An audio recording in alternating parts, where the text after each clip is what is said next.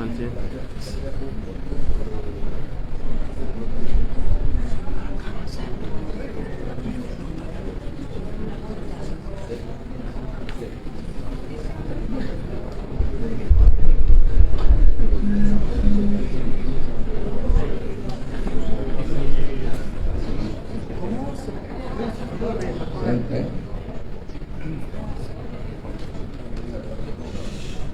Bonsoir, televisione italiana, Gianfranco Coppola, la RAI, buonasera. Quali sono nell'economia del mondo, after my friend translated for him in francese, quali sono nell'economia del mondo, la ripartenza del turismo è fondamentale, quali possono essere i vantaggi per imprenditori stranieri, magari italiani, per investire nel turismo in Tunisia? My friend in Milan office translate for you.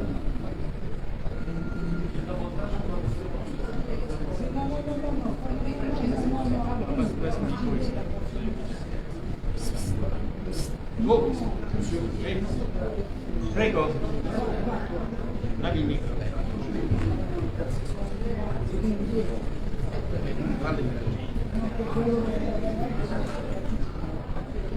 Monsieur le ministre, bonjour. Gérard Feubach, Média Gouvernance Initiative, France Télévisions. Je voudrais vous poser une question sur les marchés que vous attendez pour cette année 2022. Quels sont les marchés les plus prometteurs? C'est-à-dire, quels sont les touristes que vous attendez par rapport à vos agences que vous avez à travers le monde? Et je voudrais vous poser aussi une question qui est une question d'actualité sur les touristes russes qui venaient très souvent depuis quelques années. Ce marché s'était très ouvert pour vous. Vous savez que la Tunisie a participé dernièrement au sommet de l'OTAN. Est-ce que cela handicape l'arrivée des touristes russes en Tunisie? Question politique et touristique. Merci, Monsieur le Ministre.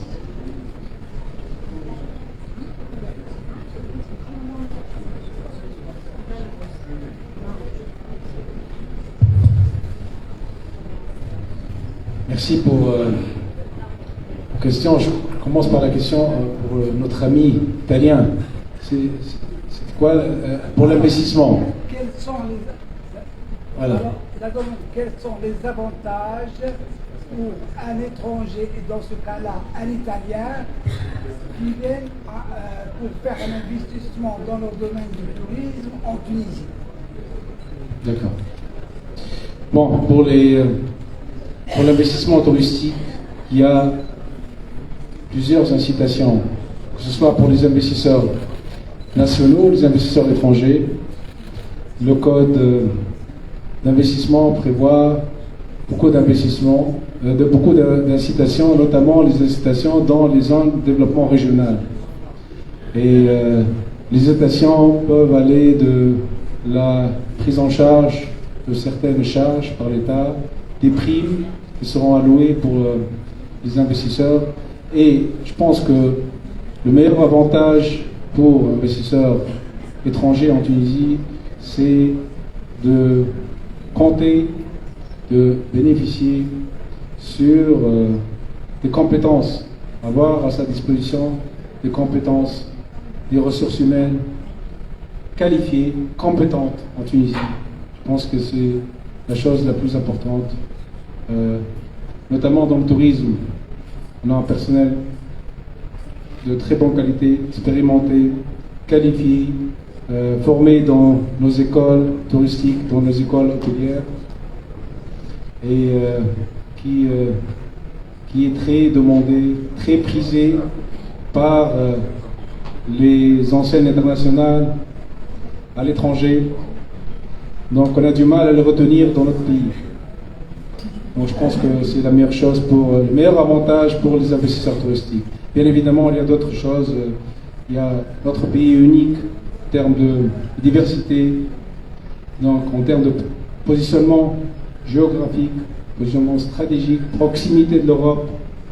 Donc on est à 1 heure d'avion de l'Europe, donc il n'y a pas mieux que l'avantage pareil pour venir investir en Tunisie. Bien évidemment, l'administration du tourisme, l'administration régionale, territoriale, facilite la tâche pour les différents investisseurs. Pour notre cher ami, concernant la question pour la Russie, les marchés.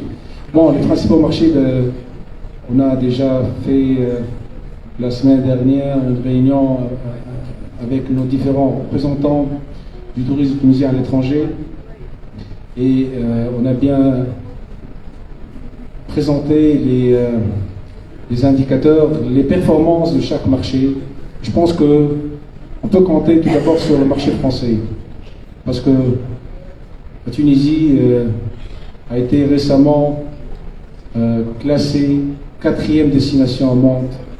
Je pense en termes de tendance, plutôt en termes de tendance. Donc, Tunisie est très bien classée, très bien positionnée sur le marché français. On peut compter sur le marché français, on peut compter sur nos amis français, également sur la solidarité entre les deux peuples amis, comptant sur leur visite et leur venue en Tunisie pour passer la vacance, leur séjour dans notre beau pays. Également, il y a le marché italien, le marché allemand. Nous avons réalisé, ça fait moins de 10 jours, une grande opération dans le sud tunisien à Tozeur, le forum de Sénèche, le forum de la DRV, la fédération allemande des agents de voyage, des tour opérateurs. Il y a eu la présence, on a invité plus de 80 tour opérateurs allemands à venir en Tunisie. C'est très bien passé. On va organiser la fin de ce mois donc un grand Diduc Tour pour le marché italien. Je pense que le nombre des tour opérateurs, des agents de voyage qui vont participer à ce Diduc Tour est près d'une centaine de personnes. Donc c'est très important pour la relance du tourisme tunisien.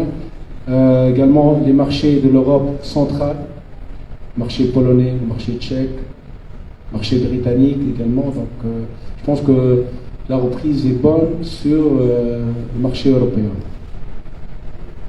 Pour les marchés, donc les autres marchés, donc on est en train de diversifier nos marchés émetteurs.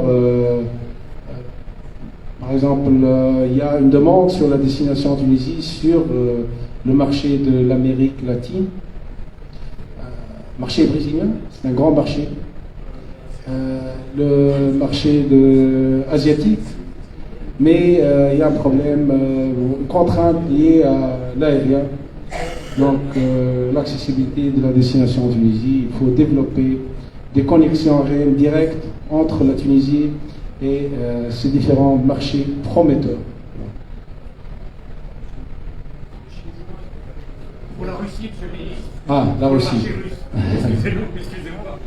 Oui, pour la Russie, donc c'est un marché.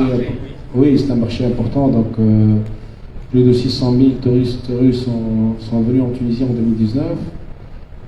Pour cette année, les choses sont différentes. Donc la situation elle est catastrophique. Donc je pense que la situation elle est en période un conflit dans la région. Pour les touristes russes, je pense que pour cette année, c'est difficile qu'ils soient parmi nous en Tunisie pour l'année 2022. Il y a un problème avec l'aérien, connexion aérienne, donc les liaisons directes entre la Tunisie et la Russie, c'est un peu difficile d'assurer des liaisons directes. Voilà.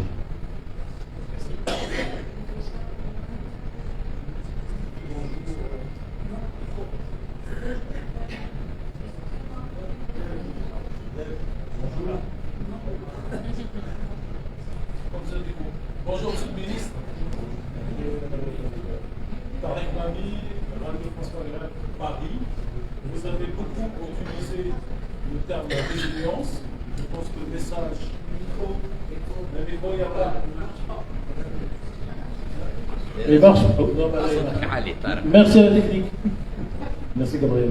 Monsieur le ministre, bonjour. Tarek Mami de la Radio France Maghreb 2 à Paris. Vous avez utilisé le mot résilience à plusieurs reprises.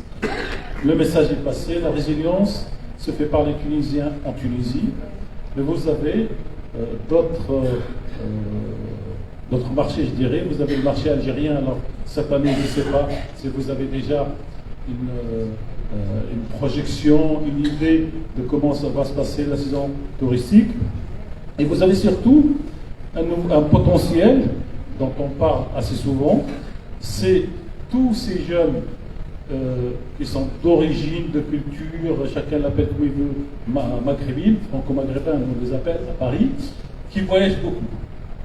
Ils voyagent beaucoup à destination, par exemple, de la Thaïlande. Et quand ils vont à la Thaïlande, ils prennent séparément les billets d'avion, l'aérien, et font un peu ce qu'on appelait avant le retard. Cette façon de faire ne fait pas partie de la stratégie, à ce jour, à ma connaissance, de la Tunisie. Et dès que ces jeunes s'organisent, et moi j'en ai à la radio, des fois ils nous appellent pour poser des questions, le premier obstacle pour eux, c'est le tarif de l'aérien, ce n'est pas le tarif des hôtels.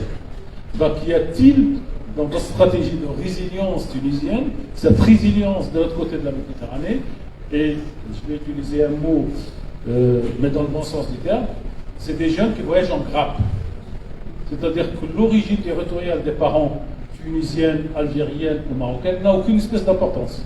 Quand il y en a un qui est chef de file et qui est d'origine tunisienne, algérienne ou marocaine qui dit qu'on y va, ben, il y a 40, 50, 70 personnes qui vont ensemble.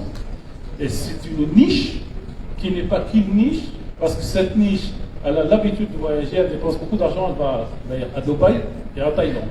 Donc, dans votre réflexion, Monsieur le ministre, est-ce que cette piste aujourd'hui, dans le cadre de votre résilience, pourrait s'ouvrir? Merci, Monsieur le ministre. Merci pour cette question. Je pense que la meilleure solution, la meilleure proposition pour faire face à ce problème de la résilience